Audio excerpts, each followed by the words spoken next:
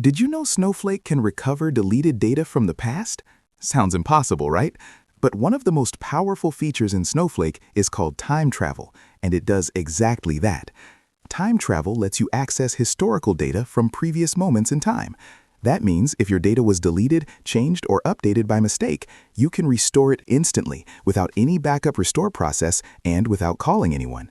You can look back at a table from 1 hour ago, 1 day ago, or up to 90 days ago, depending on your Snowflake edition. Just run a simple query using at or before, and Snowflake returns the exact state of the data at that moment in time.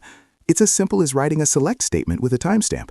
No tape backups, no disaster recovery runbooks, just instant point-in-time access. This is extremely useful for teams working with important business data. Accidental deletes, bad merges, a wrong update, or even a truncated table. None of them mean disaster anymore.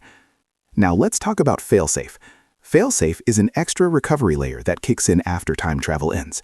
For permanent tables, Snowflake quietly stores 7 additional days of protection, but only Snowflake support can restore it for you.